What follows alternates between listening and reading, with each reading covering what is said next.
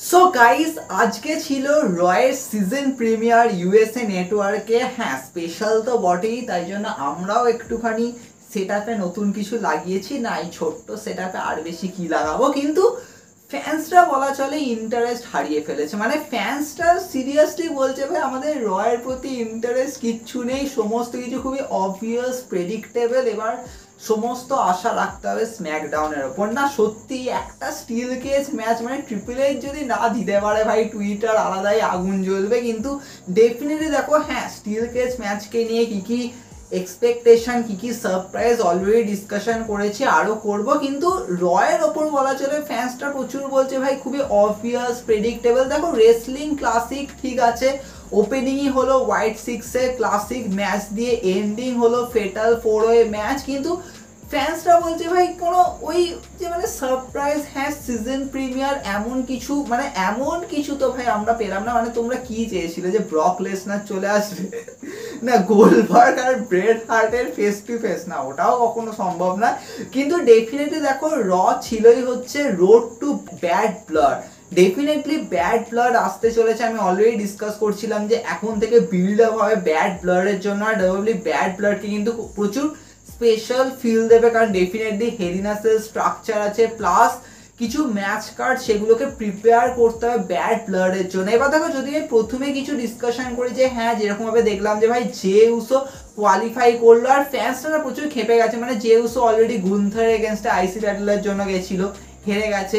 J Uso তো ভাই world your টাইটেলের জন্য গেছিল ডেমিয়ান প্রিস্টের এগেনস্টে, সেখানে হেরে গেছে। ভাই জে উসো তো কখনোই সিঙ্গেল টাইটেল জিতবে না, তাহলে তোমরা নিয়ে যাচ্ছ কেন? কিন্তু এটাও ঠিক যে ভাই জে উসো যে পজিশনে রয়েছে, একটা টপ থ্রেট কিন্তু জে উসো, নো ডাউট। তো সেক্ষেত্রে ব্রন ব্রেকারের সামনে Jey Uso perfect opponent, no doubt. Plus Bron Breakker Jey উসোর অলরেডি গরম ক্রিয়েট হয়েছে, ব্রন ব্রেকার পুরো ফ্যামিলিতে চলে গেছে ভাই জে উসো, তো জে উসো খেপে গেছে। তো আমার মনে হয় যে হ্যাঁ ক্লাসিক রেসলিং আর অবভিয়াসলি ব্রন ব্রেকারের সামনে থ্রেট হিসাবে জে উসো পারফেক্ট। কিন্তু আমি এখনো বলবো ভাই জে উসো কখনোই সিঙ্গেল টাইটেল তো ভাই জিতবে না। যদি জিতেও যায় তাহলেও মানে আমি এখন তো ভাই ভাবতে পারছি না, মানে যে উসো কোডি রোডসের সাথে ট্যাগ টাইটেল ক্যাপচার করে গেল। ইভেন আমি তো বলবো যে ভাই ডেমিয়ান প্রিস্টের সাথে হয়তো ট্যাগ টাইটেল জিতে গেল ভাই। ও তো যা ওদিকে যা স্টোরি লাইন চলছে ভাই, যে উসো লিটারালি বাঁচাতে চলে এসেছিল আজকে রিয়া রিপ্লি আর ডেমিয়ান প্রিস্টকে। তো সেক্ষেত্রে ভাই যে উসো আর যাই হোক সিঙ্গেল টাইটেলে তো ভাই আমার এখনো মনে হচ্ছে না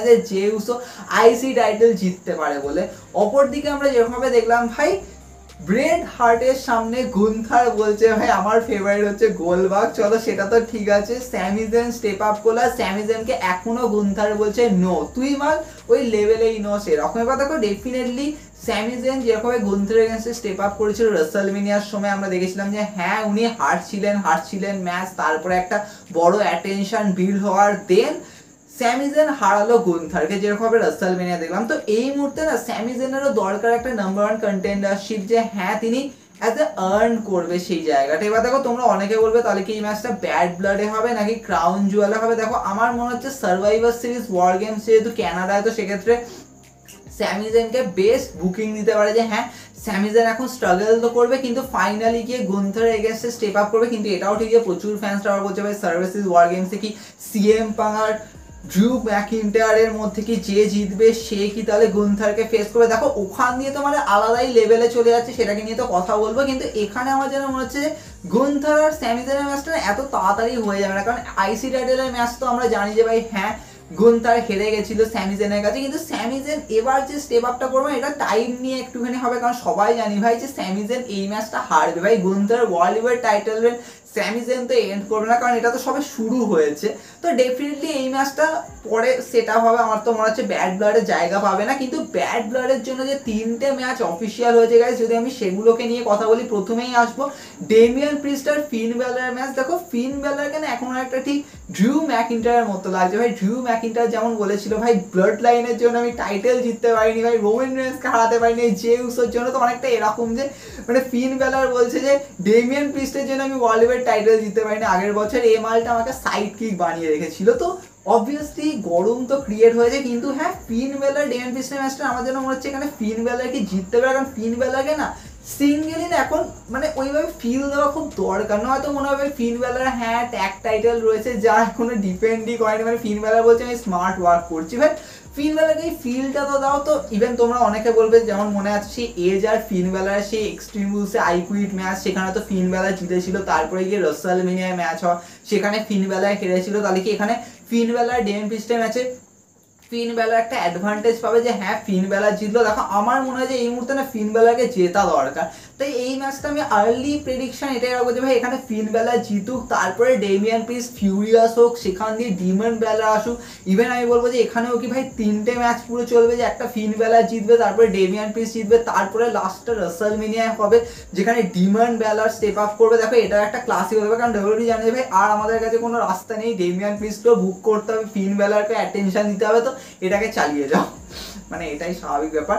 কিন্তু অপরদিকে একটা ম্যাচ যেটা আমি এক্সপেক্ট করেছিলাম বোধহয় যে ওমেন্স ডিভিশনে হেলিনা সেল ম্যাচ হবে, সেটাকে ডব্লিউডব্লিউই যে সিম্পল ম্যাচ হিসেবে রাখলো, সেটা হচ্ছে রিয়া রিপ্লি আর লিভ মর্গানের ম্যাচ। এবার দেখো আমার যেন মনে হচ্ছে লিভ মর্গান রিয়া রিপ্লি ম্যাচটাকে আরো টানবে, মানে এই স্টোরি লাইনকে, তাই জন্য হেলিনা সেল করলো না, যেটাকে নিয়ে আমি আগেও কথা বলছিলাম যে যদি হেলিনা সেল হতো তাহলে বোধহয় এটাই এন। কিন্তু আমার যেন মনে হচ্ছে এখানে রিয়া রিপ্লি এত তাড়াতাড়ি টাইটেল ক্যাপচার করবে না, কারণ লিভ মর্গানকে একটুখানি ধরে ধরে রাখবে। কারণ ভাবো লিভ মর্গান থেকে যদি একবার টাইটেল চলে যায় তারপরে কিন্তু আর কোনো চান্স নেই যে লিভ মর্গানকে আবার ওই অ্যাটেনশনটা দেওয়ার। তো জাজমেন্টের মানে ওই যে ফিন বেলার অ্যারাউন্ডের থেকে মনে হয় লাভটা কি হলো, আর মানে ডমিনিক মিস্ট্রির বা কি মানে হয়ে যাবে এরকম ব্যাপার। তো সেক্ষেত্রে আমার যেন হচ্ছে এই মুহূর্তে রিয়া রিপ্লি এত তাড়াতাড়ি টাইটেল জিতবে না। কিন্তু হ্যাঁ এখানে কি খুনসুটি বাঁধবে যখন লিভ মর্গানের সাইডে ডমিনিক মিস্ট্রি আছে, তো তখন হেলিনা সেলে আমরা মানে হেলিনা সেল তো না ব্যাড ব্লাড প্রিমিয়াম লাইভেন, মানে হেলিনা সেল হয়ে গিয়ে না মাথায় চলে যাচ্ছে। তো ডেফিনেটলি ব্যাড ব্লাডে দেখবো ওদিক দিয়ে জেউস আসবে, কিন্তু এখানে অবভিয়াসলি এমন কিছু হয়ে যাবে যার জন্য রিয়া রিপ্লি হেরে যাবে, তো ওখান দিয়ে ফিউরিয়াস হবে। এবার এটাও একটা মেন অ্যাঙ্গেল হতে পারে, তাই জন্য আমার তো মনে হচ্ছে না যে রিয়া রিপ্লি টাইটেল ক্যাপচার করবে। কিন্তু যদি আমরা চলে আসি একটা বড় ম্যাচের, ডেফিনেটলি এটার তো মানে এক্সপেকটেশন সামার স্ল্যামেরও আগে থেকে, মানে বলা উচিত ক্ল্যাশের দিকে আসলে সময়। ডেফিনেটলি এই ম্যাচটা ভাই সেট হচ্ছে, এই ম্যাচ কার্ডটা একটা আলাদা ইমোশন আমাদের কাছে ভাই ফাইনালি পাচ্ছি। কিন্তু এই ম্যাচটাকে ফিল করানো হচ্ছে এটা নাকি লাস্ট ম্যাচ। এবার দেখো প্রচুর ফ্যান্সরা এখানে কথা বলছে যে তাহলে যে জিতবে সে কি তাহলে রতে থাকবে আর অপরজন স্ম্যাকডাউনে চলে যাবে। এবার এটাও একটা ব্যাপার যে যদি স্ম্যাকডাউনে যে হারবে সে যদি যায় তাহলে কি সে কোডি রোডসের এগেনস্টে যাবে, কারণ আমি বলছিলাম যে দেখো কোডি রোডসের সামনে এখন থ্রেট আনা দরকার। কিন্তু ভাবো সে হেরে গিয়ে কোডি রোডসের এগেনস্টে কিভাবে কি মুখ নিয়ে যাবে, সেটাও একটা বড় ব্যাপার। প্লাস এখানে এমন কি হয়ে যাবে যেটার এন্ডিং মনে হবে যে ভাই হ্যাঁ স্টোরি লাইনে কিন্তু শেষ হয়েও হইবে না শেষ, সেটা আমরা সবাই জানি। কিন্তু মেন পয়েন্ট এটাই যে দেখো যদি আমরা ভাবি যে এটাই কি অনলি হেলিনা সেল ম্যাচ, তোমাদের মনে হবে যে এখানে ওমেন্স ডিভিশনে হেলিনা সেল ম্যাচ কেন নেই, যেটাকে নিয়ে আমি অলরেডি আগে কথা বললাম যে ভাই রিয়া রিপ্লি লিভ মর্গানের ম্যাচটা তো হওয়া দরকার ছিল। কিন্তু আর যদি কোনো হেলিনা সেল ম্যাচ না থাকে তাহলে এটাই অনলি হেলিনা সেল ম্যাচ। আর তোমাদের মনে আছে এর আগে যখন হেলিনা সেল পেপার ভিউ হয়েছে মানে প্রিমিয়াম লাইভ ইভেন্ট যাই হোক,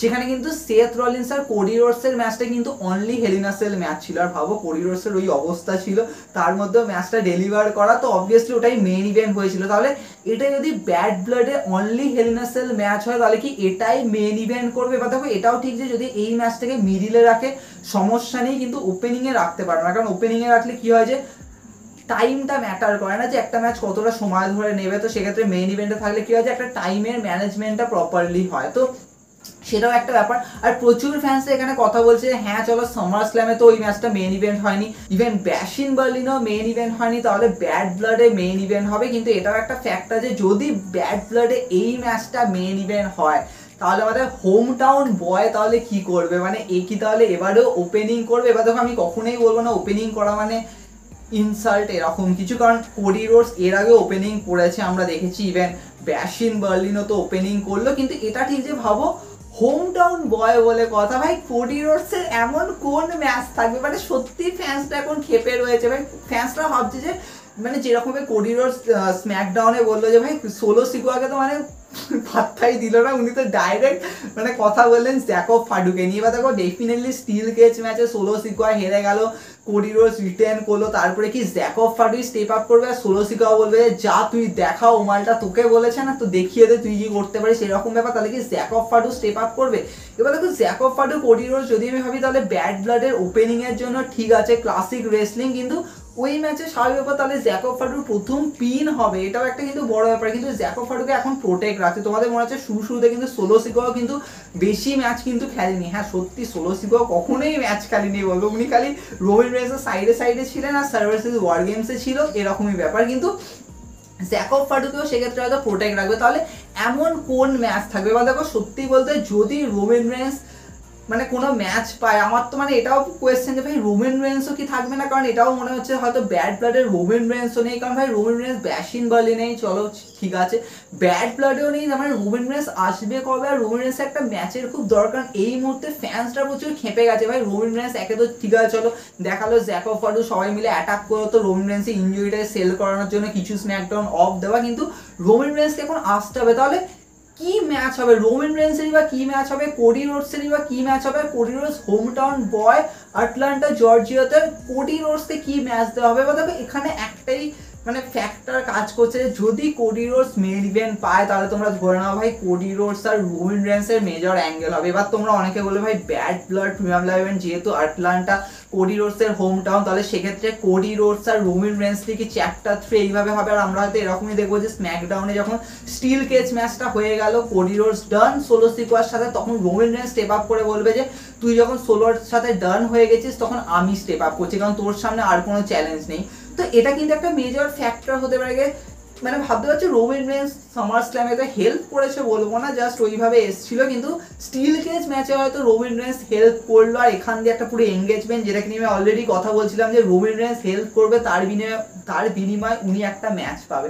তাহলে কি এরকম ভাবে অ্যাঙ্গেল হবে? দেখো এটা কিন্তু একটা ক্লাসিক হতে পারে। সেক্ষেত্রে ব্যাড ব্লাডের আমরা মেন ইভেন্ট দেখবো রোমান রেন্স আর কোডি রোডস, কিন্তু এটা অবভিয়াস ব্যাপার যে এখানে এমন কিছু ধামাকা তো আসবে যেটাকে নিয়ে আমি অলরেডি ডিসকাশন করেছি। এখানে কি পুরো ক্লিন পিন করে চলে যাবে রোমান রেন্স, একটু বাদে কি পুরো হবে, তখন দিয়ে আবার একটা ম্যাচের দিকে হবে, দেখো সেটার একটা ফ্যাক্টর ইভেন্ট অনেক কিছু কিন্তু রোল প্লে করবে। যদি এই ম্যাচটা সেট হয় গাইস তাহলে ডিসকাশনের অনেক ফ্যাক্টর আছে, অথবা এটা হয়ে যাবে guys Roman Reigns and Cody Rhodes versus Jacob Fatu and Solo Sikoa যে ট্যাগ টিম ম্যাচ, এটাও কিন্তু একটা main event level tag team match, কারণ রোমান রেন্স আর কোডি রোডস সেম পেজে রয়েছে, এটাও একটা আলাদাই ফিল দেওয়া। তবে তোমাদের কি মনে হয় গাইস, তোমরা সবাই কমেন্টে জানাতে পারো তোমাদের কোনটা মনে হয় যে মেন ইভেন্ট করবে। দেখো যদি রোমান রেন্স কোডি রোডসের ট্যাগ টিম বিল্ড হয় তাহলে তো ভাই এটা মেন ইভেন্ট ছাড়া আর কোনো রাস্তা নেই। কিন্তু যদি কোডি রোডসের কোনো আলাদাই ম্যাচ সেট আপ হয়ে যায় তাহলে তো ভাই ওপেনিংই হবে, কারণ মিডিলে রাখলে আবার কোডি রোডসের ক্ষেত্রে প্রচুর ক্রিটিসিজম আসবে, সেক্ষেত্রে ওপেনিংটাই বেস্ট। তবে আমার মনে হয় যে ভাই হেলিনাসেল ম্যাচ, আমার মনে হচ্ছে